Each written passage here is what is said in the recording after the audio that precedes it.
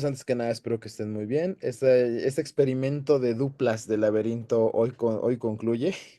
En este caso, Omar y a mí nos tocó este laberinto con Séneca y la película vinculada a la filosofía de Séneca que vimos hace 3 semanas, a finales de febrero, donde a partir de lo que leímos con Zambrano y con lo que leímos de algunas epístolas morales a Lucilio de Séneca, Omar y yo estuvimos barajeando varias opciones de película y llegamos a esta opción que espero que haya sido de su agrado y esperemos a ver a dónde nos lleva, a qué cuartos de estudio nos lleva el comentario de esta película que se llama Tres anuncios por un crimen, o también con el título, si te quieres ver más exquisito, Tres anuncios en las afueras de Ebbings, Missouri. Sí, Ebbings, Missouri es como el ambiente ficticio, el estado sí existe, la ciudad, ¿no? Que intentó hacer el director de esta película para dar cuenta de esta historia, que va bastante acorde con el día de hoy, que se conmemora el Día Internacional de la Mujer, el 8M, para acabar con esta cuestión del feminicidio y lograr lo que se llama la igualdad sustantiva. Si quieren, exploramos estos temas y ustedes me dirán en el laberinto si quieren que vayamos explorando estos conceptos. Incómodos para la extrema derecha, cabe decir. En este caso vamos a comenzar, no sé si Omar quiera dar un preámbulo de la película, ya que él fue quien me propuso esta opción. Y no sé, es una película gringa de reciente, de hace no más de 2, 3 años más o menos. Ahorita, Omar, si tienes algún dato, el dato más preciso a la mano, te lo vamos a agradecer, por favor. Y vamos Eh, dando inicio al comentario de la película. Aquí, Adelante, aquí. Omar. Es de 2017. De 2017. Y Sí, es ¿verdad? sí, es por el que recibe el primer Oscar, Frances McDormand. Porque el segundo lo recibe por Nomadland, que también es muy interesante. Creo que hay mucha gente a la que no le gusta, pero yo lo vi y me afectó también un montón la peli. Pero eso es para otro momento.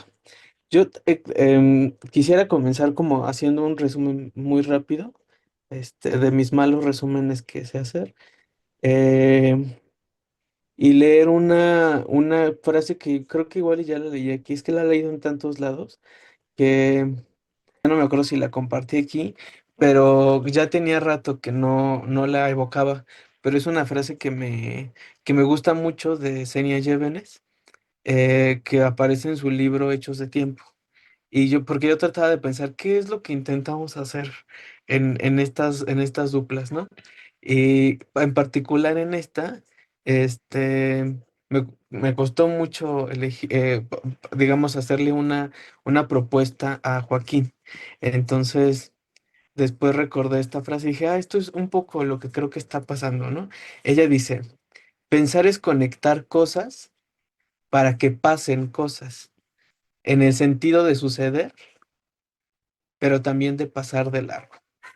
Entonces, creo que el sentido de juntar una antología de María Zambrano, este, que además refiere a textos del estoicismo, pues ya muy viejo, ¿no? Y juntarlo con una película de 2017 que trata sobre, ahora lo explicaré, me parece que es ese ejercicio de juntar cosas para ver qué pasa, ¿no? Yo traté como de volver a verla y terminé llorando de nuevo, este, y traté de pensar algunos temas que podrían ser como interesantes, pero pues uno nunca sabe lo que pasa cuando se mete en el laberinto. Entonces, esta película de 2017, Tres anuncios por un crimen, o Tres anuncios a las afueras de ¿qué es Bronx? Sí, Missouri, no me acuerdo. Ebbings, Ebbing. Ebbings, Missouri.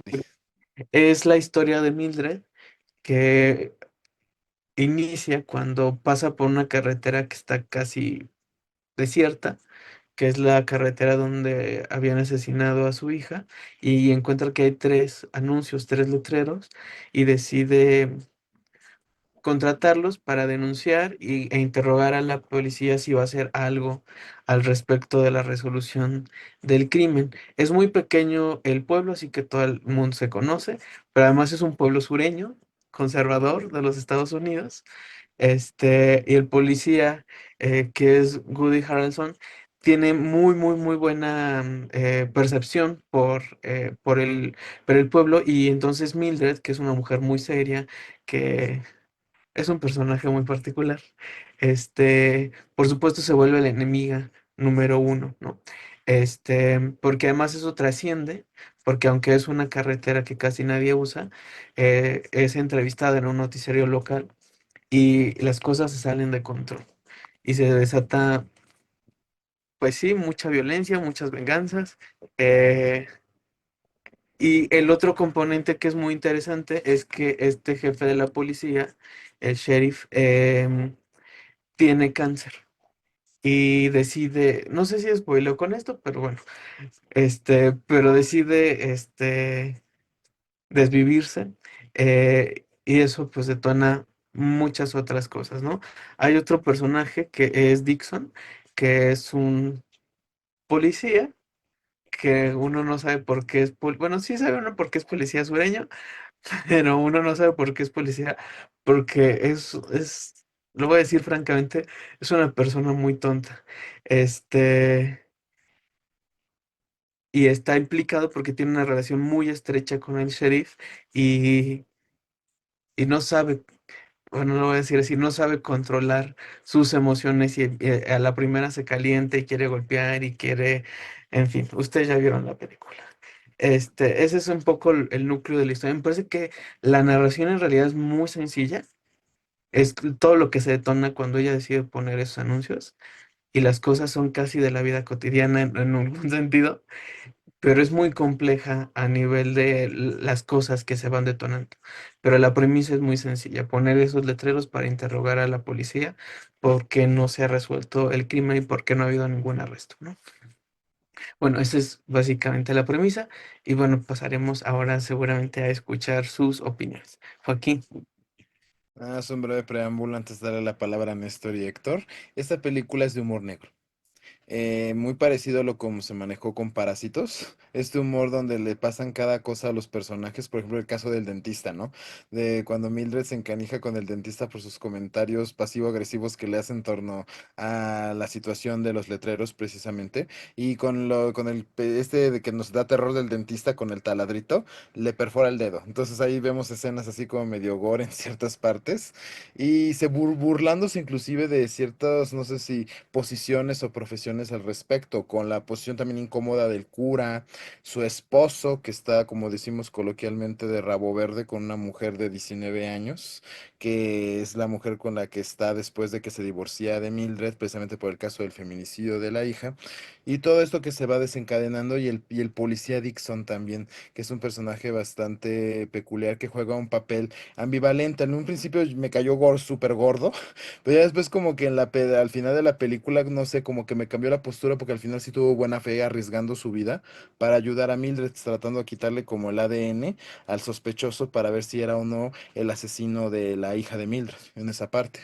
Y el suicidio de Willoughby, que es el personaje, el sheriff en jefe que se suicida y va mandando cartas. Sobre todo me llamó la atención el aspecto de la carta por la parte que leímos con Lucilio, que son epístolas, el uso de la carta para aclarar su muerte, muy al estilo tipo de Henry Roldán, cuando leímos mi suicidio, justificándose de su decisión ante todas las personas, Mildred incluida, que le dice: no te sientes culpable porque me di cuello en esta parte, ¿no? Y otro detalle también, una suerte de, no sé si de homofobia internalizada, porque una de las cartas también toca temática LGBT. Una de las cartas del policía Willoughby le dice a Dixon: yo ya acepto el caso de tu orientación sexual y eso no tendría que ser un impedimento para que tú te desarrolles como detective. Sí, porque Dixon está muy estresado, ahora sí que con mucha energía reprimida en esta parte. Va y avienta al que es el dueño del que maneja el administrador de los letreros, lo avienta por la ventana así, valiéndole. Y a la otra mujer ve que la agarra a cates y toda la cosa, no, todo un relajo. Y después vemos a una Mildred que con bombas Molotov quema la comisaría. Ahorita ya me dirán sus comentarios al respecto, pero digamos que hay varias escenas detonantes que van dando pie a pensar cuál es el papel, por eso intentamos hacer aquí el vínculo, el papel estoico de Mildred frente al asesinato en feminicidio de su hija y cómo va lidiando con la situación. Si se exacerban las emociones, si trata de mantenerla temple como aconsejaba Séneca, si no, en qué medida. Digamos, ahí vamos, ahí ustedes necesitaríamos ver sus puntos de vista al respecto. Yo cerraría mi comentario para dar palabra a Néstor o a Héctor. ¿Quién se anima primero? Adelante.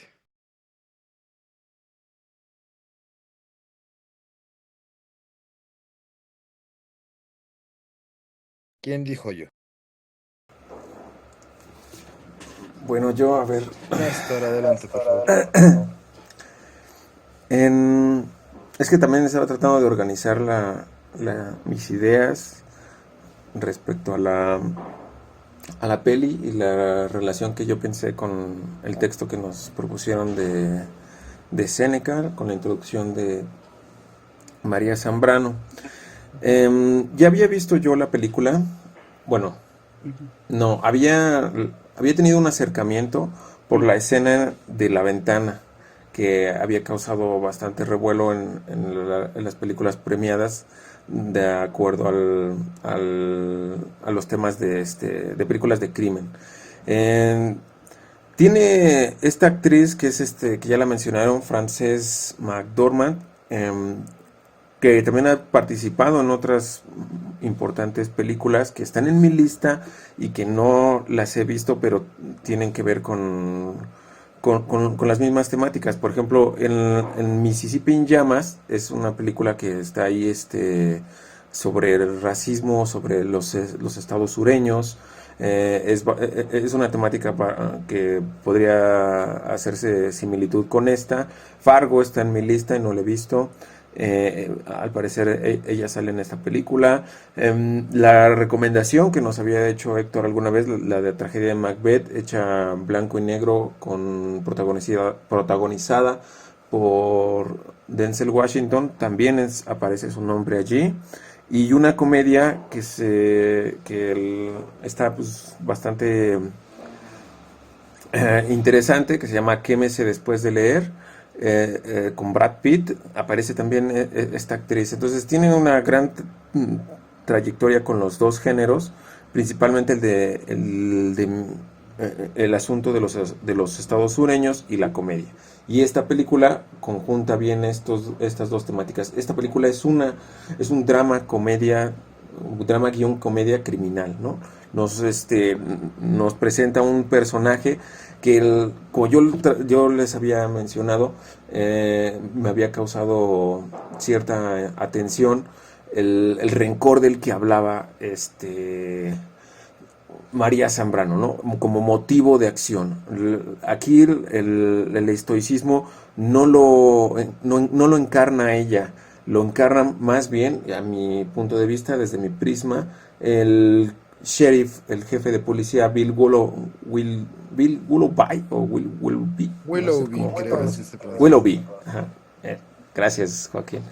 Me parece que es como que el personaje que actúa con más resignación, ¿no? Como que el que no tiene no se deja dominar por un motivo activo sobre la vida como lo hace esta, esta Mildred, que es la protagonista. Y me gustó bastante, en especial la trama es bastante original, no es el típico cuento western en donde los buenos ganan, los malos pierden, sino que da cierta perspectiva, principalmente con el policía, el fabuloso, este actor que lo interpreta, Max Rockwell, Sam Rockwell, que interpreta a Dixon, que es este policía que vive con su madre, que es racista, que es blanco, que es casi un estereotipo del policía blanco sureño, ¿no? Entonces, y él mismo es casi como una caricatura, ¿no? No es muy culto, no es muy brillante, es más violencia que materia gris y constantemente se gana el desprecio del público quien lo está viendo y es pronto al odio. Entonces el giro en la trama en donde nos ven que tiene un lado humano que simplemente no está bien llevado a cabo, pues es original en la trama, ¿no? Porque al final termina siendo una alianza con Mildred para llevar este asunto de la justicia a sus últimas consecuencias. Pues me pareció interesante. Yo le rescataría el tema del impacto político que tiene la publicidad, principalmente en los espectaculares, las prioridades que tiene la sociedad respecto a los espectaculares, ya que está muy acostumbrada a que vean, yo qué sé, los nuevos jugos, los nuevos productos en los espectaculares o cosas así, pero le inquieta o se altera más cuando ven, reclamaciones de justicia, indignación, cosas por el estilo, ¿no? Desaparecidos, o sea, el espacio que tienen los espectaculares es para los productos, no para los asuntos sociales. Entonces eso es muy interesante porque la película tiene ese detonador, o sea, a mí no me pongas en los espectaculares algo de injusticia social, ¿no? Eso es como para esto, los espectaculares está para el lugar de los productos, no para las personas. Eso está muy bueno. Y bueno, en cuanto al tema del estoicismo y la resignación, pues em, como ya digo, podemos verlo en algunos personajes. Mildred, yo la podría catalogar, bueno, o podría ver algunos aspectos estoicos en, cuando domina sus males menores, ¿no? No el principal, que es el que la motiva, la indignación por la muerte de su hija, sino que se resigna a no vengarse o por lo menos controlar los males menores que son ajenos a ella. Por ejemplo, su divorcio, las constantes humillaciones que le hace su ex esposo a ella, las agresiones físicas que le hacen, las agresiones del pueblo, de todo eso, hasta cierto punto lo controla porque su motor principal sigue siendo la indignación por su hija y las humillaciones a sí misma, ¿no? Su edad, que su ex esposo la cambie por una más joven, todo lo demás, ¿no? Eh, y ya nada más. Está divertida. Y yo creo que Sam Rockwell, que es el personaje secundario de este medio policía racista, lo hace de una forma fabulosa. Me gustó mucho su actuación. Y ya, nada más. Súper. Héctor, ¿tú qué tal? Bueno, es que yo la terminé de ver hace poquito y tengo muy desordenadas las ideas en general, pero es interesante la película con respecto a los personajes, porque si bien yo siento que no profundiza tanto en la psique de cada personaje, como que te da unos elementos muy viscerales, ¿no? Para cada personaje más o menos colocarlo en algún sitio, ¿no? O sea, que está como que las emociones muy marcadas en el personaje que hasta tú sientes, ¿no? O sea, como ese odio igual de la madre, por ejemplo, en esta cuestión de Mildred me gustaba porque es un personaje que, como mencionan también del policía, se presta para odiarlo. O sea, realmente yo con Mildred así como que decía, entiendes que es el odio, como que, o el resentimiento o el rencor lo que la está moviendo en su motor, pero es cruel. O sea, realmente sí es una persona que no parece realmente como centrarse y pensar muy bien lo que va a hacer, ¿no? Sino que ella cree que a partir de lo que va a hacer, va a haber un cambio, ¿no? Y que ella quiere ver ese cambio, ¿no? Que es en este caso tiene un resentimiento tremendo a la policía porque no encontró, ¿no? Al culpable. O sea, no sé si lo que busca en sí, y ya es uno de los problemas que estaba pensando, es justicia lo que ella está buscando y no nada más está buscando una, como le dicen, revenge, como una venganza en lugar de la justicia, ¿no? O sea, porque realmente lo que intenta apaciguar es su psique y hay elementos que se ven volviendo interesantes desde la discusión de su hija, ¿no? Que le dice casi, casi, ojalá que me violen, ¿no? Y sí, que te violen.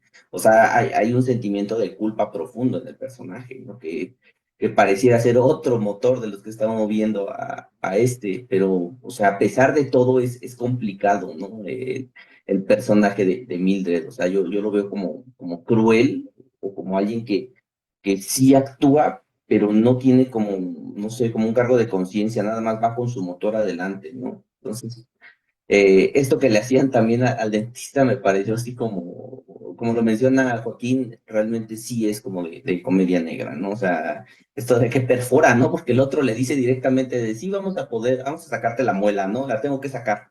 O sea, no sé, los dentistas que dan un miedo profundo, ¿no? Con su crueldad que tienen, ¿no? Al sacar, el provocar el dolor, ¿no? Siempre pienso en la tiendita de los horrores con este personaje del dentista, siempre lo asocio directamente, ¿no?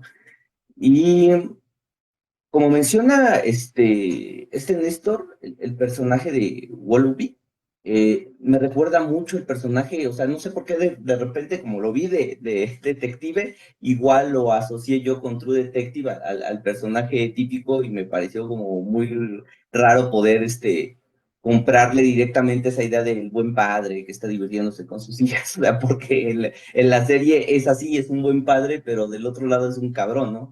Entonces aquí ya me pareció complicado comprarle ese personaje después de ser el muy buen padre. E igual me parece raro el personaje porque pareciera que quiere empatizar con ella a partir de que le dice estoy muriendo, ¿no? O sea, como que relájate, estoy muriendo, deja las cosas así, mientras lo arreglo yo o busco una solución, pero nada más, ¿no? O sea, tampoco hace la gran cosa por seguir investigando, ¿no? Él dice, ¿sabes qué? Me quedé estancado y ahí me quedé. Y a lo mejor dentro de unos años, ¿no? Pero tampoco hace la gran cosa. O sea, el suicidio de él, en lugar de tener, no sé, como el encontrar o sospechar de alguien e irse, es como de dejar las cosas en orden, ¿no? O sea, como que la forma en la que se quiere ir es nada más dejar las cosas en orden y ya. O sea, no arreglar nada, no solucionar nada, solamente dejar las cosas así, creyendo que su muerte solucionaría algo, ¿no? Y por último, el personaje que es policía y que, y que es un tremendo idiota, me parece que lo que menciona Néstor, e igual lo mencionaba Joaquín, pues es realmente la personificación del sureño, ¿no? O sea, un hombre que bebe, que vive con su madre, ¿no? Que no sale de la sombra realmente de su madre, ¿no? Y se ve así como muy psicosis, ¿no? Este personaje ahí casi casi gobernado por la sombra de la madre, ¿no?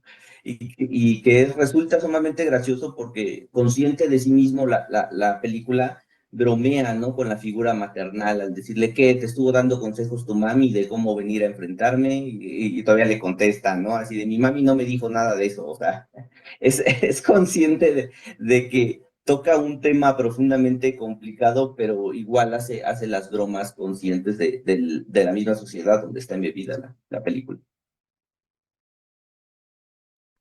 No, no sé, Joaquín, si quieras hacer un otro comentario. Un paréntesis. Pues ahorita estuve anotando esta parte de la temple de Mildred respecto a cómo trata de no caerse a pedazos. Sobre todo incluso cuando llega el sospechoso del criminal de su hija, que es el que después le va a ayudar este Dixon precisamente. Pero después de que lo cambien casi en vida, porque pues, sabrán que Mildred, pues en su ira tremenda, lanza bombas molotov a la estación de policía. Y con toda razón, digo, o sea, si ves que la impunidad está reinante y no, no se resuelven las cosas, y aparte quien dirigía ahí el sheriff se da cuello, pues eso complica más las cosas. En el caso de Dixon, como podemos decir, es el típico, como bien mencionaba tanto Néstor como Héctor, es el típico estereotipo del sureño racista, xenófobo, que no quiere a nadie y que únicamente se quiere imponer por la fuerza bruta. Tan lo hizo que por eso aventó al que es el que administraba los letreros, lo lanza por la ventana y a la secretaria la golpea brutalmente.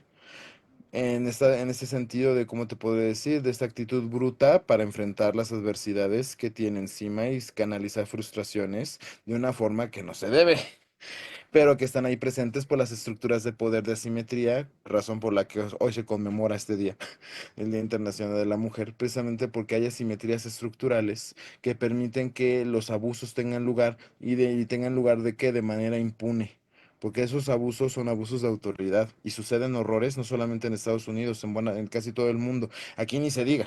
O sea, aquí los policías te pueden desaparecer y pues quien dijo nada, nadie sabe nada, a menos que lo hagas muy mediático o hagas una presión bien canija socialmente para que los casos se esclarezcan.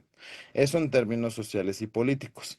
Ahora, voy a ver si me sale el vínculo con el estoicismo romano.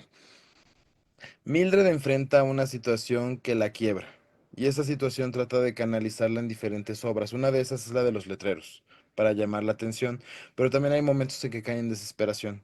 Sobre todo cuando por un momento dado pasa por la carretera y le mienta a la madre, ahora sí que a la reportera que le dice, hasta le hace señas de vete a la fregada, no sé qué, tú que andas aquí contando mentiras, ¿no? Cuando de un momento dado se dejó entrevistar para poder hacer eco, o sirviese esto como una cámara de eco para el caso de su hija. El caso de su hija es el feminicidio que sufre. El caso de Willoughby me parece todavía más curioso todavía en la parte de, si lo pensamos con Henry Rorda, que fue lo que me recordó un poquito cuando leímos Mi Suicidio, cómo intenta reflexionar Willoughby todas las acciones que intentó hacer, y no sé si antes de darse cuello, intentó esta parte de la premeditación de la muerte de Séneca. Puedo especular y decir si sí lo hizo o no, no lo hizo, pero sí el ejercicio de las cartas no me parece gratuito. El ejercicio de las cartas me parece un ejercicio de tal suerte que cuando estaba anotando y tratando de justificarse con los personajes que él consideraba importantes en su vida, la propia Mildred incluida, intentó como tratar de medio arreglar las cosas, no de la mejor manera, pero intentó, digamos, establecer un cierto orden a todo el desequilibrio que él mismo había provocado por su negligencia. Muchos de los casos de feminicidio pasan por negligencia y por no existir los mecanismos sociales, las presiones sociales, cuando por mandato social deberías atender todo crimen de manera expedita y de manera justa. Comillas, comillas. En la realidad no pasa. Por eso tienes que estar ahí presionando socialmente. Y si metemos a la ecuación las desigualdades estructurales donde unos tienen más privilegios que otros, aunque diga la extrema derecha, no, es que las mujeres están exigiendo tratos preferenciales ante la ley. No, el problema ¿cuál es? El problema es que tenemos una estructura donde el problema se invisibiliza aún más si perteneces a una minoría. Por ejemplo, es que el asesinato debe ser castigado en todos los casos, sí, pero en unos casos invisibilizas por completo. El feminicidio se invisibilizó, se ha invisibilizado muchísimo y se revictimiza. Ah, es que ella tenía la culpa porque ella andaba sola en la carretera. Es que ella era la culpable porque ella se lo buscó. Y no, no se lo buscó. Porque también no debería haber hombres por ahí sueltos, ahora sí que en la calle sueltos haciendo fregaderas. Pero los hay. El problema es la impunidad. No castigas el crimen, dejas que pase sin pena ni gloria, y eso exacerba más los ánimos. Mildred es un ejemplo de eso. Por eso pone los letreros. Es una forma de generar una cámara de eco diciendo, aquí te estás haciendo tarugo con tu chamba. Pon atención acá. Digo, el problema toca la arista estoica, pero también toca la arista social. Por eso no sé, Omar, aquí en la parte del activismo, no sé si aquí trae la película Truco en esa parte contigo, ya nos dirás tú. Pero ahí, ¿qué es lo que tratamos de hacer? Es una de tus preocupaciones, Omar, que anoté cuando leímos a Seneca y lo comentamos allá en el café de Zona Rosa. Te dice aléjate de la multitud, te dice Séneca, pero a ti, Omar, ¿qué te preocupó? Que te alejes y te aísles de tal suerte que anules el lazo con los otros que te permita generar la lucha social. Así es como al menos entendí tu preocupación. Ya me darás un zape si la entendí bien, pero digamos que ahí tenemos esta disyuntiva. Un estoicismo que apela mucho al individuo, de hecho por eso Montaigne retoma a Séneca por apelar a esta parte del yo, el yo omnipresente, omnipotente que puede controlar y tratar de navegar, o no controlar en el sentido de controlar todos los eventos de la realidad, pero sí tratar de apaciguarte ante el mundo, pero mi duda también fue en torno a la resignación. Resignarte es doblar las manitas y esperar a que nos cargue el payaso, o bien resignarte en el sentido ¿de qué? De mantener una temple que no te haga pedazos en lo que tratas de hacer frente a tus problemas, antes de que los problemas te terminen destruyendo a ti como persona. Digo, ahí tenemos estas dos interpretaciones de lo que podría ser la resignación. Si se les ocurre otra, háganla saber, por favor. O cómo se podría solucionar esta parte de cómo ocupar esta resignación estoica para no hacerte pedazos, pero tampoco sin abandonar la lucha y dejar que la opresión, el opresor se salga con la suya, ¿no? ¿Qué les digo? Esa es así una de mis preocupaciones y lecturas cuando yo veo este tipo de películas y trato de vincularlas con las lecturas filosóficas de Occidente. La de Séneca es una, pero la puedes vincular con otras. Con Aristóteles en la parte del son político, en el animal político, para establecer nuevas estructuras. Néstor, por favor, ya de hecho con esto ibas a ir cerrando. Adelante. Sí, precisamente yo también hice mi anotación tal cual así la dijiste, la pongo así, está con tinta azul, a ver si se alcanza a ver, ahí dice preparación para la muerte, se suicida Bill Willoughby.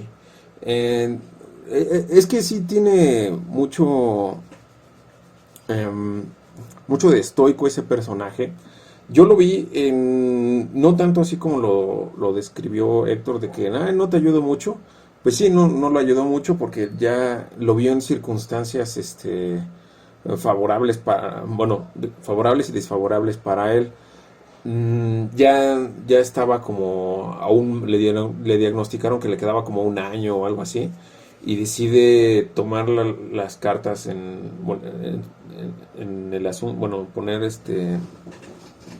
tomar cartas en el asunto y precisamente como Séneca dice, hace una salida de la vida. Séneca dice, el sabio sale de la vida. No es como, no es víctima de ella, o sea, no, no busca la muerte, sino que sale de ella. Ese es la consigna de un senequista, que decía esta María Zambrano, ni siquiera Séneca es tan estoico como los estoicos. Séneca es más de la especie de Séneca, o sea, es como, como él mismo nada más, ¿no?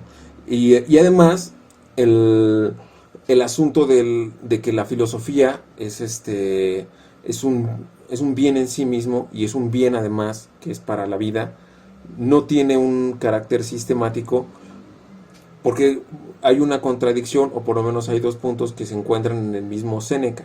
Al final de las epístolas que nos tocó leer, decía que no hay nada más vergonzoso que aquel que huye de la vida y como una fiera herida, algo así dice, y no porque no ha logrado no conseguir sus metas, así decirlo. No hay nada mejor que la paciencia y la constancia en el hacer de tus cosas para lograrlas. O sea, quiere decir que si tú huyes de la vida, tal cual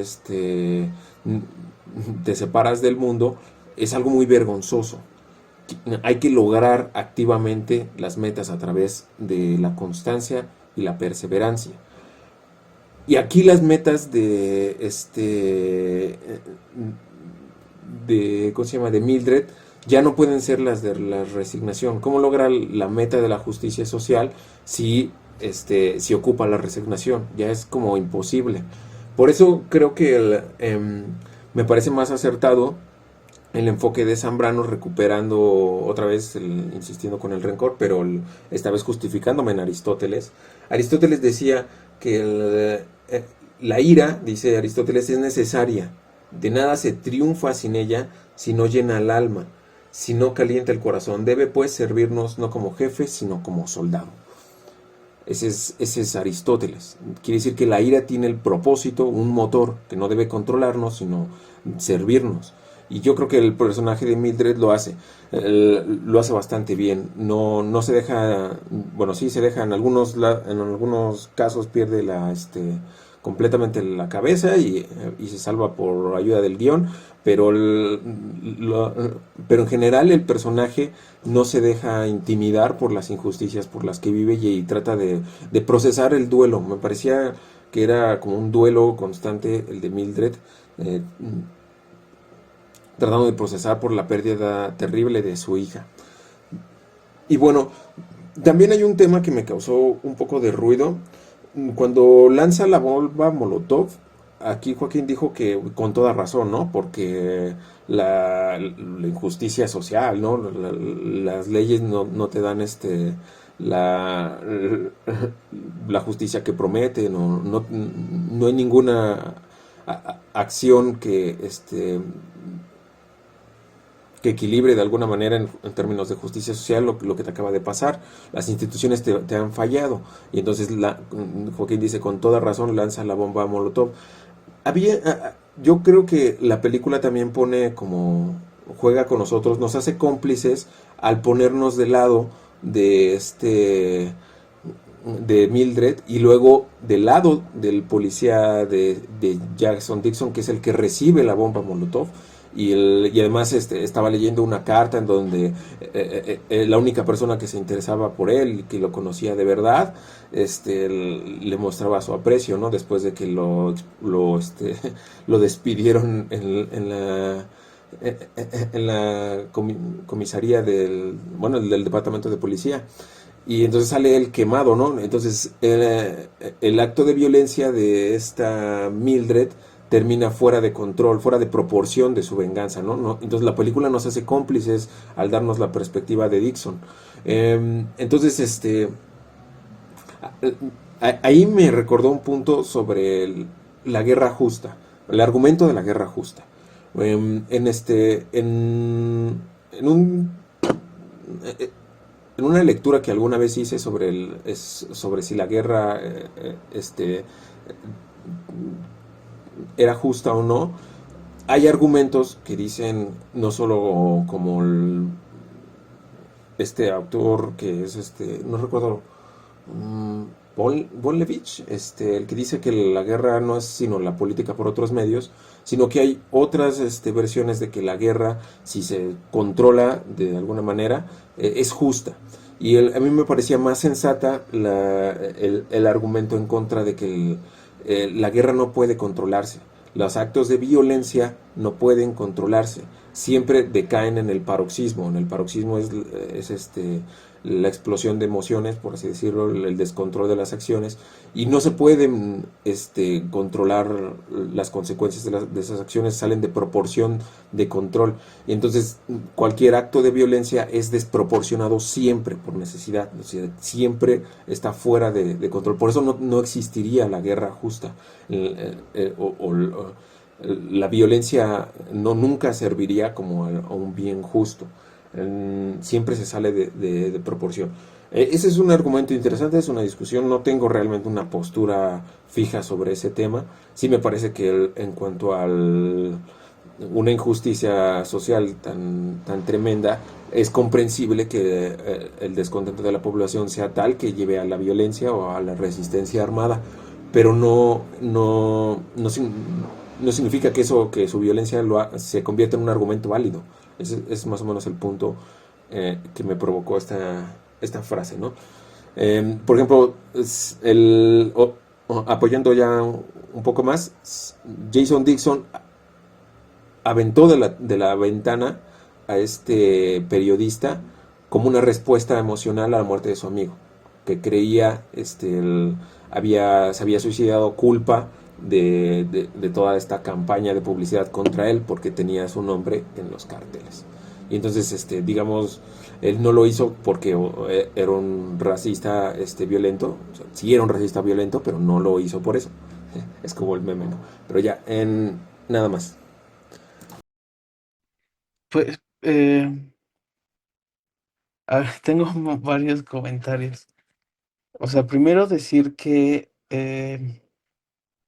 encontrar una película con un personaje estoico, que esa fue un poco la premisa, era muy complicado. Ya ni me acuerdo cómo fue que se me apareció. Creo que estábamos conversando con Joaquín y y en ese momento le dije, me acabo de acordar de una película. O en la semana cuando ya habíamos hecho la quiniela, porque por ahí va a ser Whiplash, la verdad. Este, para que además se repitiera uno de los personajes, ¿no? Que habíamos visto en la película de eh, Thank You for Smoking, ¿no? Este, pero al final fue esta y, o sea, primero comentar el tema de las cartas. Yo justo no había como reparado en eso hasta que ahora lo dice Joaquín. Y, o sea, ese género, ¿no? Me parece muy interesante porque digo, sí, usa las cartas, pero las usa con funciones muy específicas, dependiendo de la persona a la que se va. Porque en el caso de Dixon sí trata de transmitirle un mensaje. No sé si Dixon es su,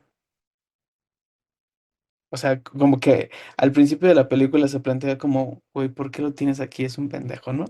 Y él como que lo justifica y dice, es que es un buen hombre, ¿no? Y en la carta le explicita esas, ¿cómo decirlo? Esas premisas, esas ideas que quiere compartirle, ¿no? Y que al final justo tienen que ver con el tema de los afectos. Porque la recomendación que le da es que no tiene que alimentarse del odio. eh, porque él se ha estado alimentando del odio, que si entonces quiere su objetivo de ser un detective, lo que necesita es amor, le dice eso, porque el amor te da calma y te da capacidad para decidir qué es lo que tienes que hacer, ¿no? O sea, raciocinio. Pasa eso justo cuando se quema y él dice, calma, calma, calma, como tratando de recuperar lo que le acaba de dar su maestro, como lo quieras dar. Y es que se lanza y demás, ¿no? Pero también comienza a actuar de manera muy calmada, incluso cuando obtiene el ADN, ¿no? Como que hay algo que sí lo moviliza.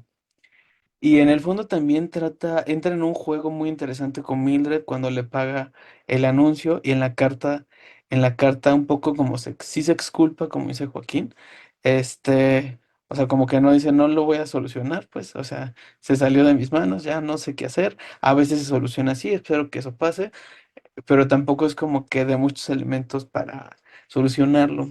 Yo de mis notas de la sesión pasada, justo de lo que había comentado Néstor, yo puse, se llega a estos personajes, como a Séneca, por una demanda, ¿no? Porque él tiene una experiencia de vida que nos permite saber cómo superar las crisis que uno vive, ¿no? Y yo creo que el tema de lo estoico en esta película se puede pensar en dos ángulos, porque ya no es solo Mildred, sino creo que se pueden pensar todos los personajes, incluso Red en esta escena donde le da el juguito, ¿no? Cuando descubre que es él y de todos modos le da un juguito con una pajilla así todo tierno, ¿no? Pero también el hijo, que tiene ahí una personalidad que a veces es medio gris, pero que de todos modos está apoyando a su mamá y vuelven a poner los letreros y ahí está poniendo los letreros, ¿no? Esta escena que es entre que me da miedo pero me da risa cuando el papá se le echa encima, ese Charlie, ¿no es el papá? Se echa encima y ahí va el hijo atrás con el cuchillo acá y entra la novia de 19 años con esa escena así, ¿no? Toda fuerte y ella toda tonta, como, ay, quería pasar al baño. ¿Dónde está el Este, baño? Sí, me acuerdo. tal vez no es el El mejor momento, cuello. como todos amenazando de muerte al que tienen enfrente, ¿no? Pero, o sea, creo que se pueden analizar en dos ángulos. Este, Porque a mí me parece que el tema de lo estoico a veces se queda, o por lo menos a mí, lo que me ha llamado la atención del tema del estoicismo tiene que ver con dos ideas que me parecen muy interesantes. Una, que la idea clásica del estoicismo tiene que ver con la muerte de un familiar y cómo la afrontas, que no es en el caso de acá, pero Marco Aurelio se habla sobre la muerte de un hijo y cómo se tiene que actuar estoicamente, ¿no? Que eso no te tiene que derrumbar y demás, ¿no? Y el otro tiene que ver con esta idea que también está en la introducción de Zambrano, que tiene que ver con los remedios. Un pensador que piensa que te da remedios para solucionar los males de la vida cotidiana y que de pronto en una lectura muy simplista, se va volviendo, que esto ya lo tocaron, pues, se va volviendo un tratamiento muy individualista. Entonces lo ético se desliga de lo político porque entonces la ética tiene que ver, sí, con un cuidado de sí, pero con un cuidado de sí que se vuelve hermético al exterior, que es un peligro de ciertos estoicismos o ciertas lecturas del estoicismo. Y es una inquietud que yo he tenido por muchos años. Ya me la han solucionado de muchas formas, pero siempre es una inquietud que tengo porque creo que es uno de los grandes peligros del estoicismo, ¿no? O sea, procurar buenos afectos, ¿no? O procurar afectos que no te descontrolen, que no te desborden, que te hagan generar juicios que no tienen que ver con cómo de hecho son las cosas, ¿no? Porque yo tengo un amigo, que le decimos estoico porque ha estudiado como, de las pocas que son que ha estudiado como pocos, a las escuelas antiguas y se ha clavado mucho con el estoicismo. Pero al mismo tiempo tiene una lectura también muy profunda y tiene un posicionamiento muy claro sobre el anarquismo. Entonces, es un tipo muy politizado que al mismo tiempo es estoico. Y yo cuando era muy joven e inocente, yo tenía esa inquietud, dije, ¿cómo alguien puede convivir con estas dos filosofías? Y decir que lo trata de performar en su estilo de vida, ¿no? Me parecía como una cosa así como muy desquiciante. Em, y él en algún momento me dio esa respuesta de cómo era ese paso a lo político y cómo era el planteamiento de lo político y cómo ahí se metían los afectos. Entonces, mis dos grandes inquietudes sobre cómo pensar este gran problema de cómo afrontar la muerte y cómo afrontar lo político, me parece que la respuesta que da Zambrano me parece muy interesante sobre estos remedios de alguien que ha habitado la crisis y que tú acudes por demanda, por esa experiencia, para encontrar alguna orientación sobre cómo afrontar la crisis, me parece muy interesante porque en todos los personajes lo que vemos son situaciones límite o situaciones de crisis, o como lo queramos ver, y formas de afrontarlo, ya sea como en el suicidio, o ya sea colocando un cartel o quemando a la policía, que además a mí me pareció un planteamiento muy interesante, ¿no?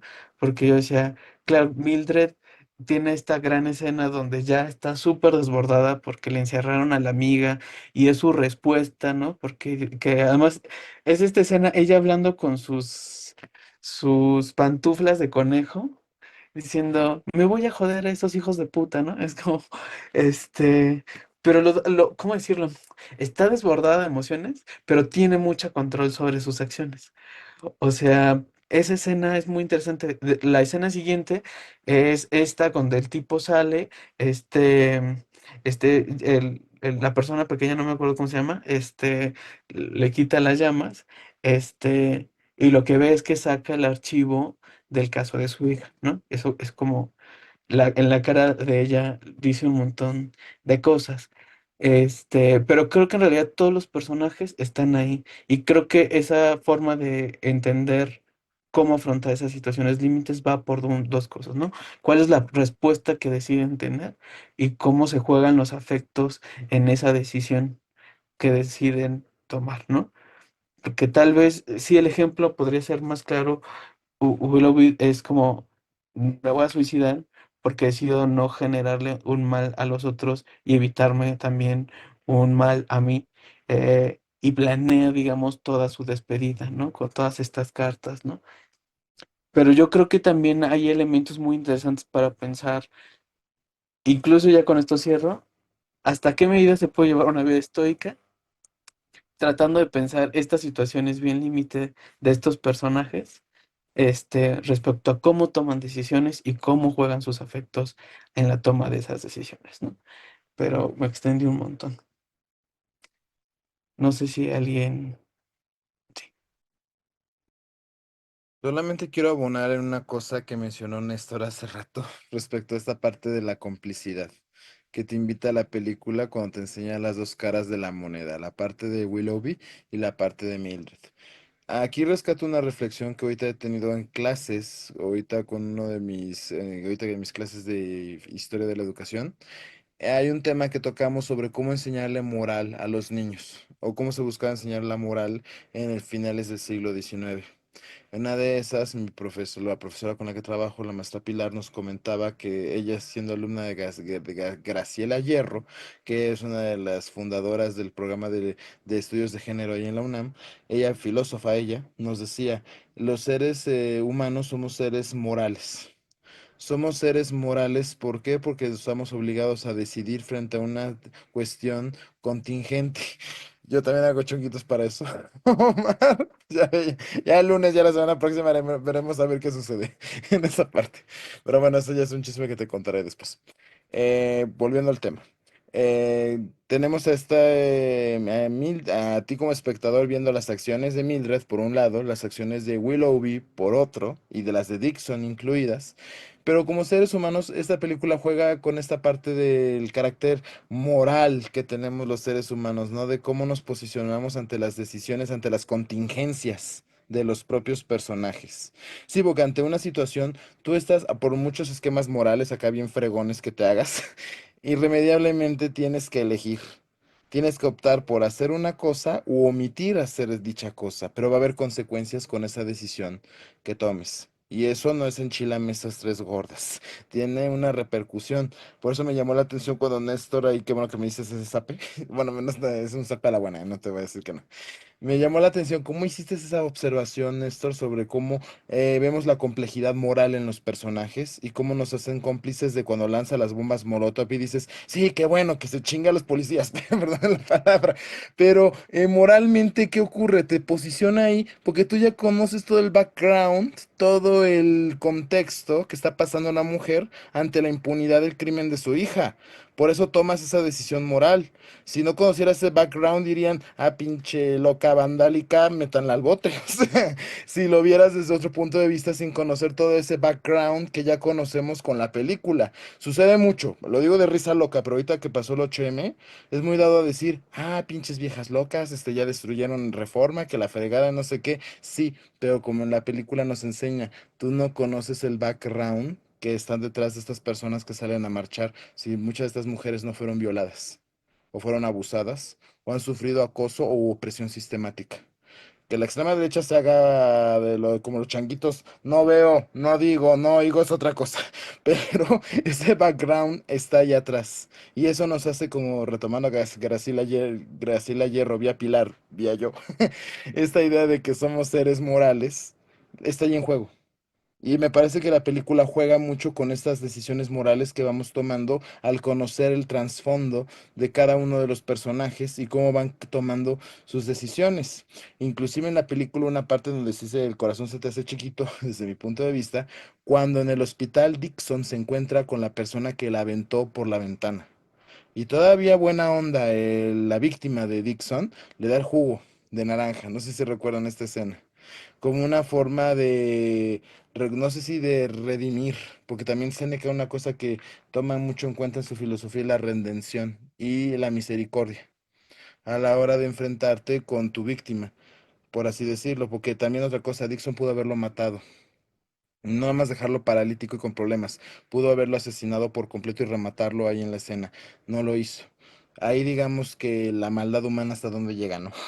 Y dónde podemos ver estos límites morales sobre las decisiones sobre las que actuamos en determinadas personas por este carácter moral que tenemos los seres humanos. Esa es la observación que yo quería hacer con bases en este comentario que Néstor hizo hace rato.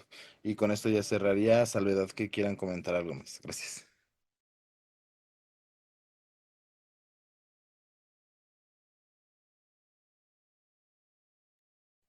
No sé si alguien quiera seguir ahí hilando. Héctor, por favor, adelante. Vamos a ver la justicia. Bueno, yo nada más estaba pensando ahorita, me rondaba mucho en la cabeza la idea de que mencionaban sobre esta mujer, ¿cómo se llama la protagonista? Mildred. ¿Qué era lo que movía al personaje? Y pensé mucho en este concepto de la ira, y es lo que mueve a Mildred, porque, no sé, lo he intentado relacionar y me regresa mucho a la cabeza lo que ahorita mencionaba Néstor sobre la violencia, me regresa a la cabeza lo que menciona Bill Chulhan cuando habla él sobre la violencia y cómo es como una especie de engrane o de movimiento social histórico. Y de ahí regresé a la frase en la cual él comienza a analizar la ira, o sea, y es con la Ilíada, si no recuerdo la frase con la que lo analiza, dice así: canta, oh musa, la ira de Aquiles, del hijo de Peleo, asesino, matador de hombres, destinado a morir. Canta la ira que costó a los aqueos tantos hombres buenos y envió tantas almas vitales y cordiales a la lúgubre casa de la muerte. O sea, si bien a lo mejor en los estoicos es prepararse a morir, yo creo que la ira también te prepara a morir, ¿no? O sea, yo me arriesgaría a aventar quizás que uno de los mayores preparadores para morir podría ser la ira, porque ya hay un punto en el cual, pongo yo, el personaje está muy consciente de que va a morir, y lo menciona aquí, ¿no? El hombre destinado a morir, que en este caso es Aquiles, a partir de la detonación de su ira, ¿no? Y no me recuerdo en esta parte de la Ilíada es cuando Aquiles ya se quiere ir y mata a Héctor a Patroclo, y él lo considera como una especie de injusticia, ¿no? Que haya asesinado Aquiles a Patroclo. Aquí no es muy distinto, ¿no? Ella considera la injusticia de que no estén haciendo nada ante la muerte de su hija. Entonces es interesante quizás, o no sé si les parezca, el contemplar la ira como un preparador también para la muerte, ¿no? O sea, podría verse así. Curiosamente, la única que detiene esta ira, o pareciera que corta el ciclo de Mildred de ser impulsiva o de actuar como de forma ya visceral, es la novia, ¿no? Que le menciona algo que resulta tan estúpido como es que el odio engendra odio, y dice, ¿en serio? Dijo ella, engendra, o sea, como que realmente la consideraban tan tonta, ¿no? Que no creyeron que conociera esa palabra, ¿no? Y de hecho hasta da risa porque le dice, sí, lo leí en un separador cuando estoy leyendo ese libro sobre la polio. ¿No? O sea, y realmente ni siquiera era sobre Napoleón, ¿no? Era sobre ¿cómo le llaman a el juego este de los caballos, ¿no? Polo. Polo. Ajá. O sea, es algo genial, pero es una distracción, ¿no? El hecho de que se le dé como tanta, o sea, da tanta risa que parece de alguna forma cortar, ¿no? Porque estás esperando el momento en el que le dé el botellazo al esposo, ¿no? O sea, por algo toma la botella, ¿no? No sé, ese punto quizás a mí me causó mucho ruido ahorita que lo mencionaba sobre la violencia. Yo más bien describiría a Mildred como una mujer con ira. Sí, yo había tratado de pensar, cuáles eran las emociones que estaban ahí. Yo me acordé incluso de este libro de Sarah Ahmed que se llama Vivir una vida feminista y habla sobre el tema de la ira y de la rabia. Y ella, estoy tratando de encontrar la parte para no errar, pero ella las distingue, pero no le he encontrado una, que tengo muchas marcas y debo de aprender a hacer mis marcas muchas más claras para entenderme yo mismo. La cosa es que ella un poco distingue entre uno y otro afecto, entre la rabia y la ira, y yo de pronto pensaba que se mueve entre una y otra, porque en algún momento ella sitúa la ira como algo, a diferencia de Homero, como algo que como que desborda al sujeto, y la rabia como algo que reorganiza al sujeto y le permite transformar cosas. Este, que en ambos casos me parece que proceden, no sé si llamarlo enojo o qué, pero de una misma como casi válvula afectiva, y la cosa es qué pasa con uno o con otro, si en uno se desborda o en el otro permite transformar cosas, ¿no? Porque yo también coincido con esto en algún momento en que ella es muy clara respecto a que no va a recuperar a su hija, pero como que necesita la resolución. Este, y uno puede decir, claro, es la ira, es la rabia, o sea, cuando eso organizadamente le permite como, porque lo que hace claramente es desatar un debate en la ciudad. La cosa es que la ciudad no está preparada para ese debate, ni la misma reportera que tiene esta escena increíble donde, este, o sea, además los reporteros le comienzan a echar la culpa a ella. Es esa reportera la que un poco lo que dice, pues es esta vieja la que tuvo la culpa, ¿no? Entonces pasa y le comienza a decir, esto no se ha acabado. Este, o sea, es muy increíble porque además uno tendría que pensar, ¿cómo leemos esa última escena donde Dixon y Mildred, o sea, le dice a Mildred, "No, este no es el tipo, el responsable"? Y ella, pues bueno, llora y demás. Y después le dice, pero es culpable de algún crimen. O sea, él es un violador y yo lo sé.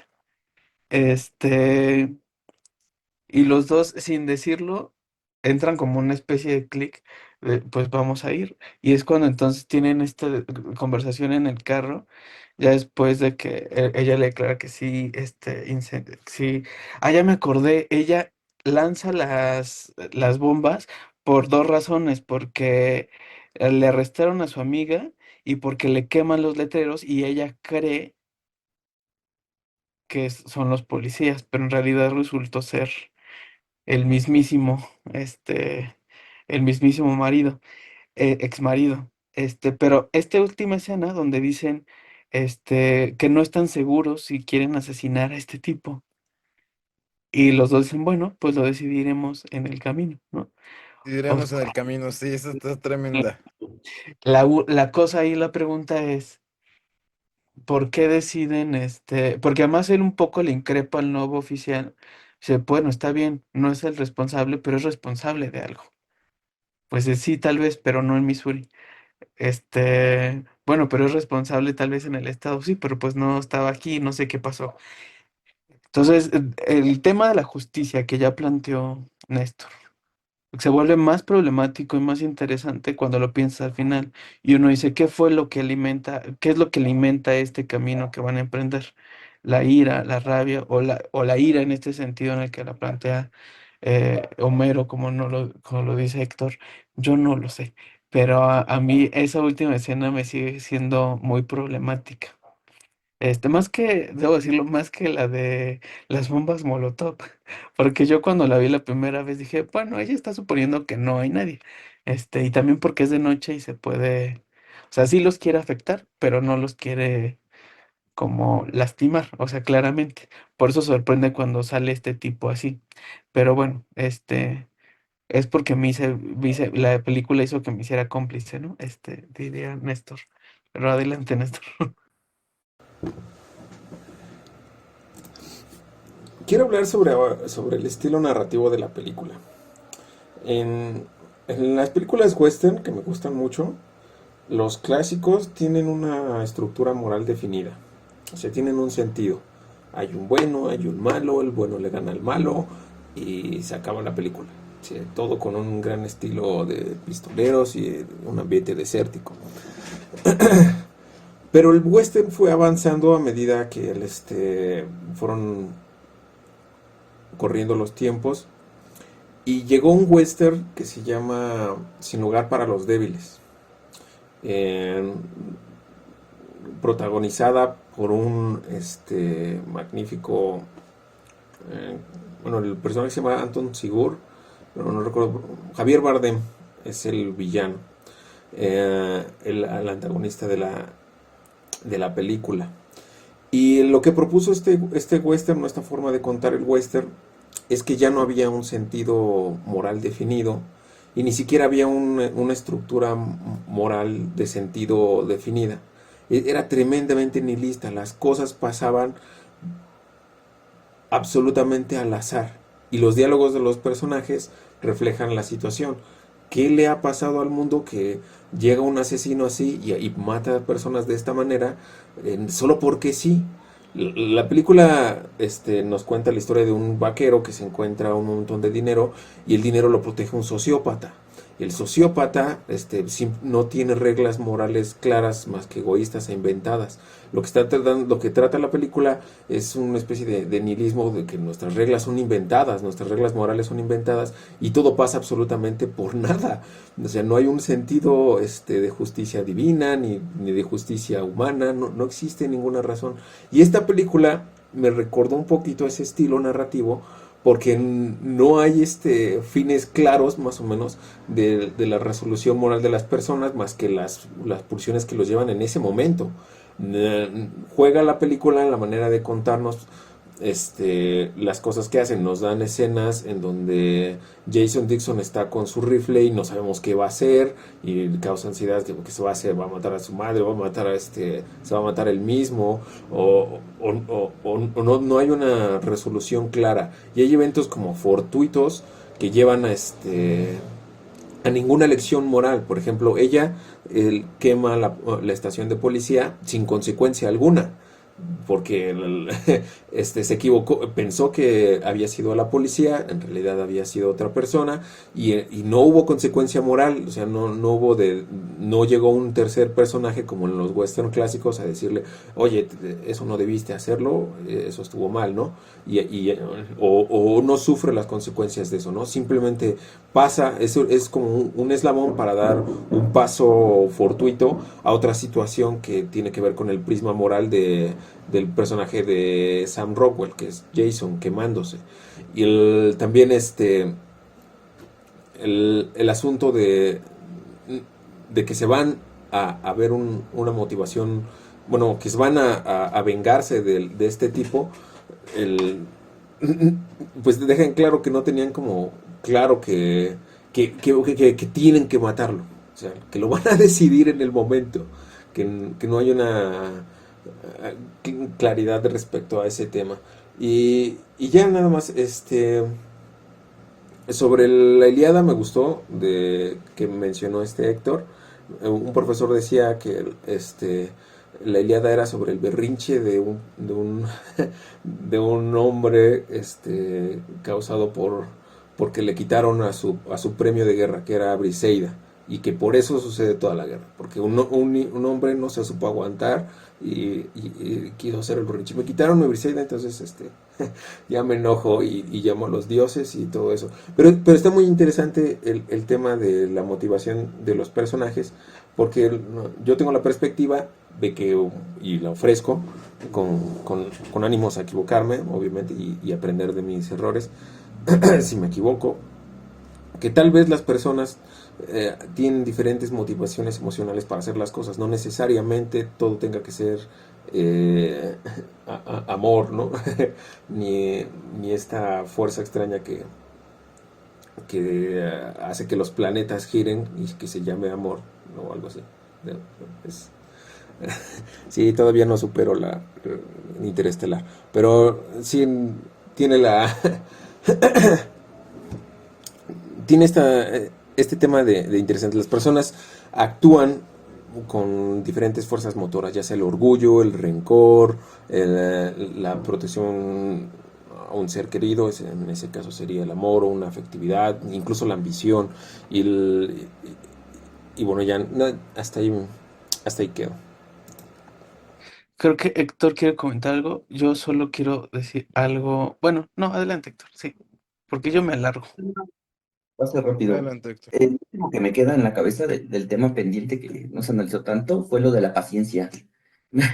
Me recordaba esa carta quizás a mi padre diciéndome constantemente, ¿no? De sé paciente con las cosas, porque si algo creo que me caracterizaba más joven era que era muy impaciente, ¿no? O sea, como que el hecho de actuar porque me desesperaba era más sencillo que planear las cosas que quería hacer. Entonces aquí me parece interesante nada más quizás analizar ese concepto sobre la paciencia, ¿no? Me acuerdo haber llegado quizás más a las conclusiones de la paciencia en el Tao Te Ching y empezar a calmar quizás, aparte de que creo que hacía Jorge Saldaña un análisis que a mí me causó mucho ruido cuando lo escuché, que decía él que el hombre joven es revolucionario, el hombre ya más adulto apacigua eso, ¿no? Recordaba también esta escena del Padrino, donde va, creo que es Michael, con un socio, con uno de los que trabajaba con su papá,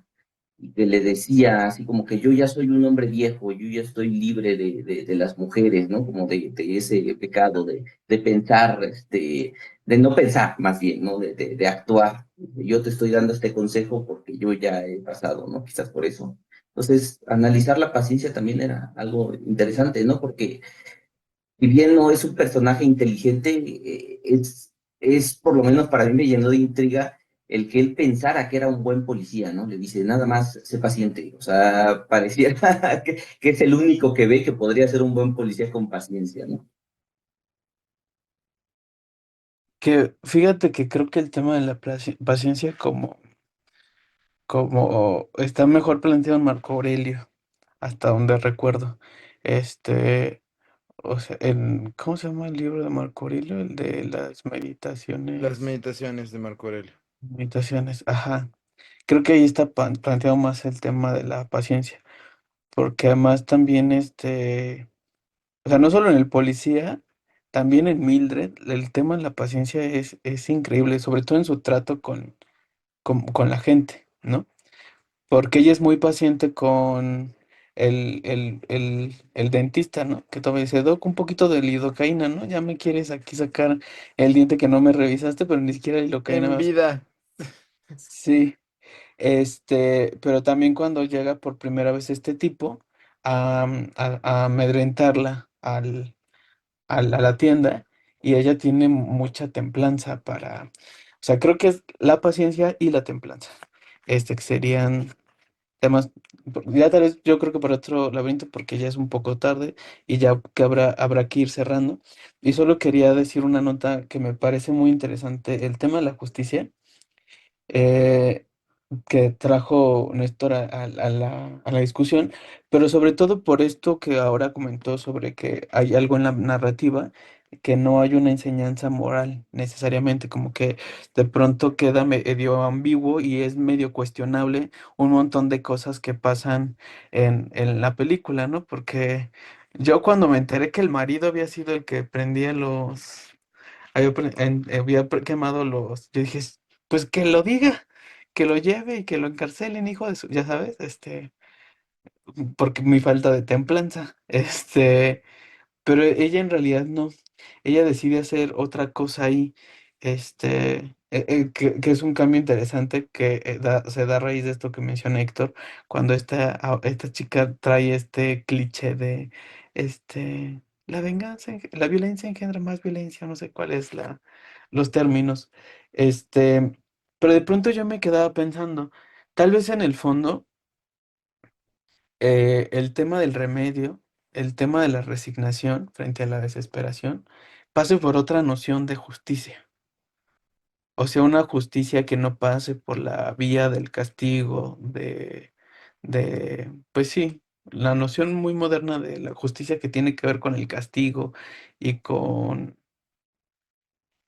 la venganza como sin miramientos, sin eso, tal vez pase por otro lado, o podría pasar por otro lado. No en el caso de la película, pero me pregunto si la película, entre las cosas que detona, es preguntarnos si tal vez la justicia tenga que pasar por otro tipo de registros, porque ellos, por supuesto, en la parte final deciden salirse por otro camino que no es el camino de la norma, de la ley, sino hacer, como se dice, hacer justicia por su propia mano. Y uno también ahí se interroga y se pregunta, bueno, ¿ese sigue siendo el camino?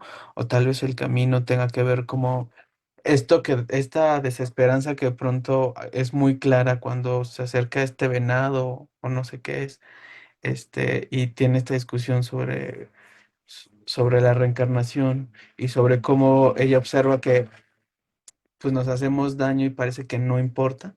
Como que ella llega a ese nivel de la reflexión y entonces ahí puede haber justicia o no. O sea, yo creo que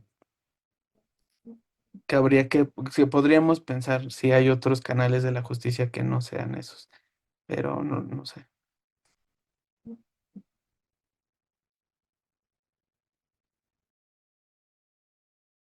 No sé si quieran ir haciendo sus comentarios de cierre o ya pasamos de una a las recomendaciones. No, pues yo así de rapidísimo, mi comentario de cierre, ¿cuál sería? Ahora sí que como empezaste con esta frase, Omar, que anoté, no toda, pero que dice, pensar es conectar cosas para que pasen cosas, me parece que en esta sesión logramos conectar varias cuestiones del sujeto moral, del rencor, de la templanza, la paciencia, cosas que Séneca sí toca en parte en las epístolas a Lucilio, y también trajimos otro estoico escena aquí, medio de pasadita, pero lo pasamos a Marco Aurelio. Cuando él siendo emperador de Roma, él sí se las vio bien canijas. Cuando tuvo que enfrentar a una esposa que le estaba poniendo los cuernos, o que sí pasó en la vida real con Marco Aurelio. Un hijo bueno para nada que nada más se la pasaba en el chacachaca y nomás no veía al papá que fuera a ser un buen emperador y no lo fue. Que era ahorita no me acuerdo el nombre del emperador, Cómodo. Este Cómodo que hereda el Imperio Romano y lo hace pedazos. Y los militares terminan haciendo estas famosas anarquías militares por el desmadre que hace este Cómodo con el Imperio Romano. O sea, el propio Marco Aurelio sabía que iba a llevar a pedazos al imperio y aún así mantenía la templanza con el tipo de hijo que tenía.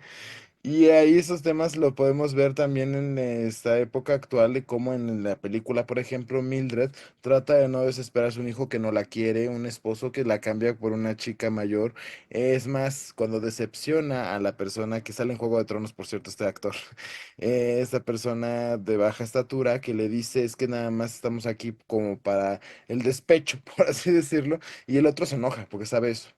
Y entonces se va. ¿Y crees que esta Mildred va a agarrar a botellazos al marido junto con la amante? Y pues no pasa eso, ¿no? O sea, como que mantiene, hasta le dice, no armes una escena. Y le dije, no, no voy a armar la escena, pero ahí te dejo de tarea. Sobre todo le dice a la mujer, qué tipo de engendro que te acabas de conseguir, ¿verdad? Pero bueno, esa es como la espinita que le deja en esa parte. Rescato esas cuestiones y me parece que tratamos de hacer un buen vínculo respecto al estoicismo con la película. Ahorita ya vamos a descansar de ciclos, a ver cómo nos va. Yo ya más o menos estoy viendo qué texto les voy a proponer cuando me toque, ya se los anunciaré en su momento dado. Es un texto corto, bueno, más o menos de mediana lectura. Pero sí se alcanza a leer con el tiempo que tenemos. Pero bueno, esta es otra historia y no sé si quieren comentar alguna otra cuestión. Ahora sí, para pasar a las recomendaciones. Tengo una, fíjense, y fíjense, con todas las tareas que tengo hasta acá en el cuello, sí tengo una no bien vista, pero por ahí se las comentaré en su momento. Gracias. Pasamos entonces a las recomendaciones, ¿les parece? Ok. ¿Quién tiene recomendaciones esta semana? Joaquín. Bueno, pues voy a empezar con una. Mira, afortunadamente tuve una recomendación, no la he visto bien, porque ahorita tengo dos empleos de docencia y el doctorado, así que, así que digas, harto tiempo tengo, pues no, ¿verdad? Pero digamos que esta es una serie que empezó a ver mi papá en Netflix y me dijo, recomiéndala de Laberinto, porque sí me gustó, es más, me desacordó de ti, Néstor, cuando empezó a ver esta serie. Es medio chusca, porque por lo poquito que vi, pero dice que está buena en la parte de analizar las conductas y emociones humanas, sobre todo en esta parte del sujeto moral, que les decía hace rato, se llama, no sé si igual ya la hayan visto, se llama Resident Alien. Están en Netflix, es de estas series recientes y habla sobre un extraterrestre de que quiere destruir, tiene las órdenes de destruir a la humanidad, llega aquí, no puede hacer su misión de destruir a la humanidad, pero va aprendiendo de la complejidad de los seres humanos en sus emociones, en su forma de entender la vida, en la parte de que no nada más somos animalitos hay medio raros que hay que exterminar, sino que tenemos toda una complejidad en nuestra toma de decisiones, moral. Les digo, yo medio la he visto, tengo dos chambas de docencia y el doctorado, ahorita no me he podido clavar tan a fondo, pero sí, medio he visto a mi papá cuando pone el Netflix y yo voy a cenar, medio oigo ahí la serie. A veces y digo, pues sí está buena y sí me animaría a verla en su totalidad. Les digo, es una semi recomendación que me estoy arriesgando a ver, que mi padre ya había visto, para ver si podemos inclusive hasta en un círculo comentar algún capítulo, no sé. Pero bueno, eso ya lo veremos posteriormente y esa sería mi única recomendación de la semana para esta sesión. Muchas gracias. Héctor, sí. Bueno, yo vi la recomendación de Omar, aprovechando que contraté el movie. Está ahí la chica de la aguja que mencionaste. Me pareció, o sea, yo fíjate que esperaba una película de terror como tú mencionabas, pero no la tomé tan de terror. Me pareció un poco más como que manejaba el suspenso y era interesante. Me pareció una combinación entre Freaks, más o menos, porque está esta figura del esposo y no sé cómo describirla.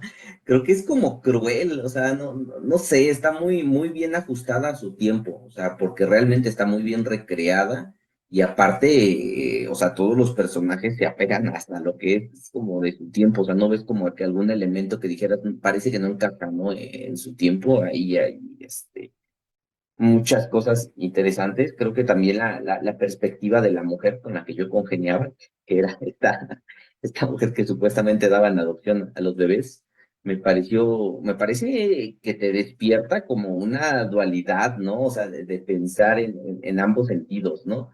O sea, y aparte, la forma en la que ella comprende el mundo y cuando lo explica al final de decir, es que ustedes no tienen el valor para hacerlo, yo me merezco incluso un premio, podrías hasta sentirte mal por estar de acuerdo, pero comprende su postura, ¿no? O sea, me pareció interesante en ese aspecto realmente. O sea, yo no la pondría tanto como de terror, pero sí es tortuosa, creo, la describiría bien la película.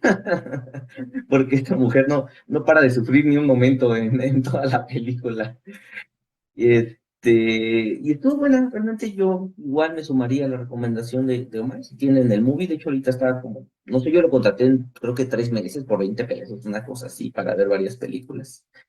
Ah, también otra que vi que estaba ahí, si ya lo contrataron, es El Hombre de Mimbre, y si quieren echarle un ojo de recordar las recomendaciones, muy buena, la verdad, también. Está la de Old Boy, bien, si la quieren ver, muy buena. Y volví a ver yo una que había visto ya hace tiempo, no sé si llegaron a ver La Sustancia, es de la misma directora, se llama Venganza del Más Allá, la volví a ver, aprovechando que estaba ahí mismo en el movie, y es muy buena, o sea, es una sustancia quizás un poco más contenida en su discurso y más, no sé cómo describirla, como más llena quizás de gore, este, que es complicado también quitárselo la sustancia, pero aquí está más extremo el gore. Pero está muy bien tratada. La verdad es que la mujer yo creo que es admiradora quizás del estilo de Kubrick, porque usa muchos colores, sabe tratar los colores, ¿no? Hay momentos en los que están los vitrales rojos y sitúa perfectamente a su personaje en el vitral rosa o en el vitral azul y toca bastante este tema como de lo femenino y lo masculino. O sea, porque de hecho incluso algo que supuestamente es una especie de tabú en Hollywood, como de no mostrar penes, ¿no? Y ahí lo muestra, que es una cosa como que de repente choqueante, ¿no? Porque es el hombre como muy masculino con una mujer que es como, termina siendo más entrenada para matar que ellos, ¿no? Entonces, esa película está muy buena, realmente no la recordaba del todo. No tiene la gran trama porque no la tiene, pero es como, en cuestión artística está muy, muy bien. Y esas serían mis recomendaciones. Ahora, con respecto a lo que voy a dejarles el siguiente, aún no lo sé, estaba pensando en Madame Bovary, pero no sé qué tan larga esté, porque siempre he tenido ganas de leer Madame Bovary. Yo O también, una están obra mis de... pendientes. Ajá, es el tema que yo lo tenía también en pendientes y acordándome dije, quizás sea buena idea. Estoy entre esa y una obra de teatro. No sé, voy a pensarlo y les digo el lunes más tardar, ¿les parece? Para no quitar tanto tiempo, porque tampoco Sí, sé no, qué no te tan preocupes. extensa sea Madame Bovary y qué tanto tiempo nos vaya a tomar. Y una última cosa, voy a ver el lunes un Hamlet, o sea, porque dije que siempre he querido ver maldito Hamlet en teatro. Creo que acabo de comprar boletos para una especie de basura, espero que no sea así, porque la madrina era esta mujer del Regil, y dije, no puede ser posible, se subió a hablar en la primera que tuvieron, y hablando por hasta tarugadas, entonces espero no arrepentirme el lunes de haber comprado boletos para ir a ver esa obra, porque yo esperaba ver Hamlet, ¿no? Entonces quiero creer que es así. Ya, eso sería todo, yo les aviso la próxima recomendación. Pues como Néstor siempre tiene 10 recomendaciones, yo solo voy a recomendar una por el día de hoy, y que además fue el libro que compré la semana pasada en en la FIL de minería,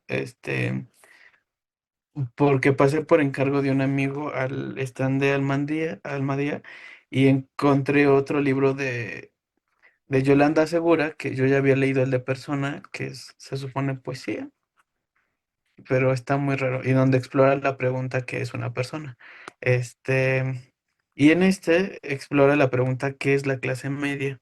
Y se llama Serie de circunstancias posibles en torno a una mujer mexicana de clase trabajadora. Y es la historia de Eloísa, que es como una mujer que nace en los 40 en México, y es como la historia más estos fragmentos que, pues sí son poesía, pero también son como, o sea, ya saben, muy experimental. Fragmentos de cosas, o sea, hecho de recortes y de historias y así, ¿no? Y tiene este arte muy bonito como en las contraportadas y así, queda muy ad hoc con el día, porque Yolanda Segura, por supuesto, que es una escritora feminista y estas cosas, pero la verdad es que las poquitas cosas que he leído de ella me gustan un montón, y a mí que de pronto tengo una relación compleja con la poesía, las cosas que hace ella me gustan mucho, las disfruto un montón y ya, esa es mi recomendación.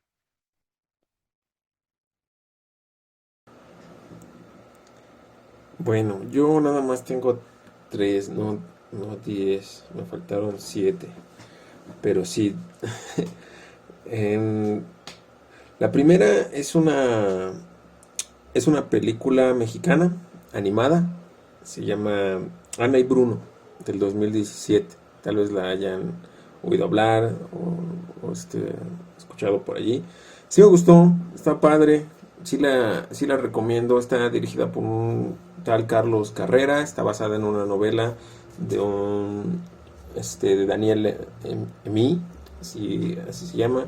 Va sobre la salud mental. No les spoileo mucho. Hay fantasía, un poco, quizás un toque de terror, que muy, muy, muy, muy, muy poco. Pero, y aventura, porque está protagonizada por la niña que se llama Ana. Eh, pues sí, sí, creo que es una gran propuesta.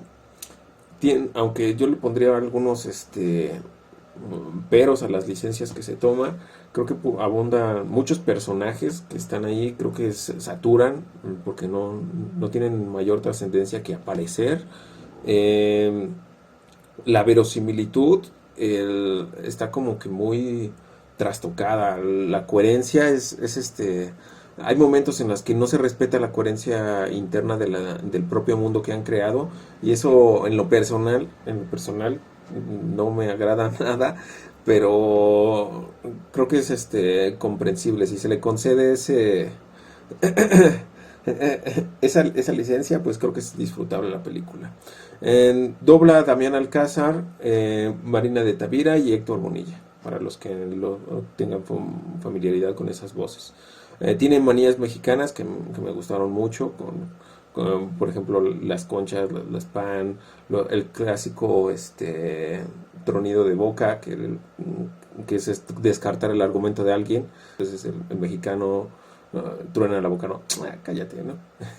Esa clase de manías están en la película, y creo que le dan un encanto particular muy, muy bonito. Ese es el primero. La segunda es una recomendación que obtuve de aquí, Outsider, la adaptación de la novela de Stephen King. Es una serie, es una miniserie de 10 capítulos, más o menos. Sí me gustó muchísimo, está muy buena, tiene un inicio muy lento, no me convenció muchísimo, y se nota lo difícil que es transicionar del aspecto detectivesco racionalista o racional, realista, al fantástico oscuro, o a lo sobrenatural. Es muy difícil esa transición, que ya algunos personajes ya tienen que aceptarlo, porque si no, no avanza la trama, ¿no? Ya es muy difícil ponerlo en cuenta, y se nota. Es lo que más me dolió de la serie, porque está fabulosa, me gustó muchísimo. El monstruo, que es el villano principal, que es sobrenatural, obvio, de Stephen King, guarda las temáticas que están constantes en su obra: el uso de armas, el alcoholismo, la violencia contra los niños, el asesino en serie, el ocultamiento, y tiene una fabulosa narrativa que está muy buena. Dice Omar, ¿sale Cynthia Erivo? ¿En cuál? ¿En la de Outsider o en la de Ana y Bruno?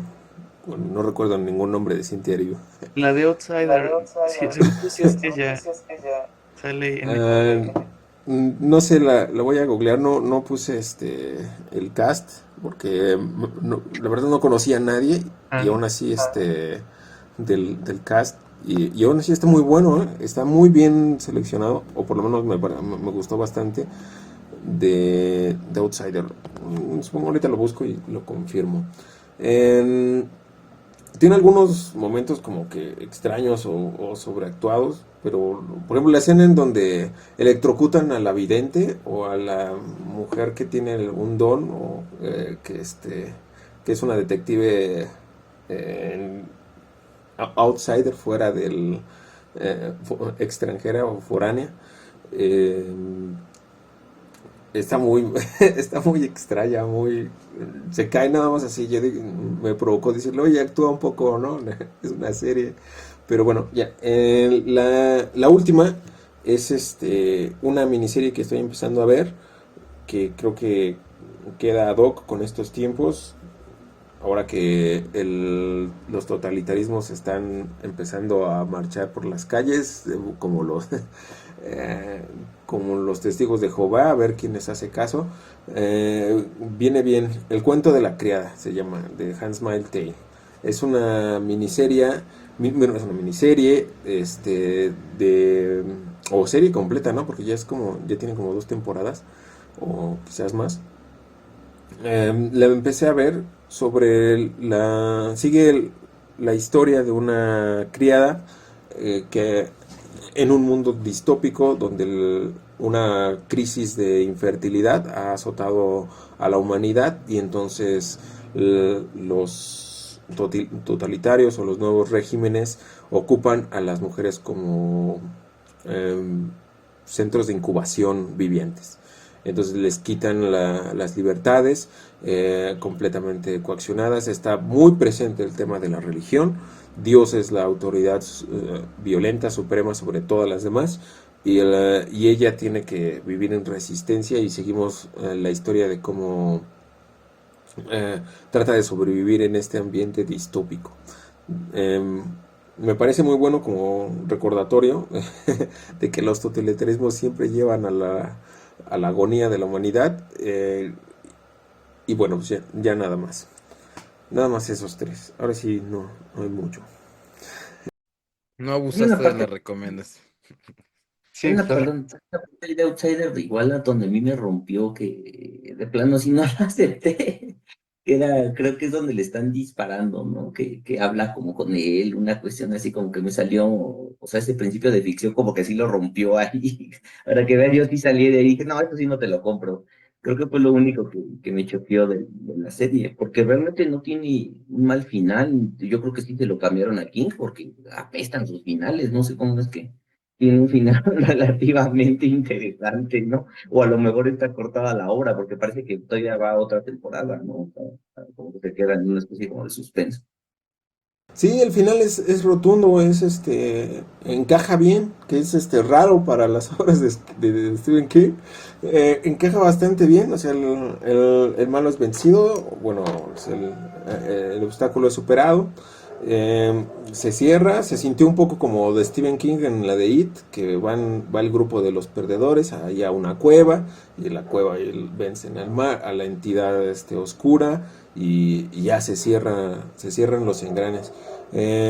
Sí, no la sentí así como, el final no lo sentí mal, pero sí esos momentos en donde el pacto de ficcionalidad se rompe, suceden y pues son cosas que hay que soportar para que se pueda terminar de ver bien la serie.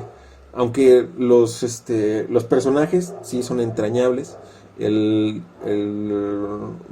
Yo, por ejemplo, me gustó mucho el personaje del francotirador, el alcohólico, que ¿por qué me escoge a mí, no? ¿Por qué me escoge a mí? Es que le gusta el dolor.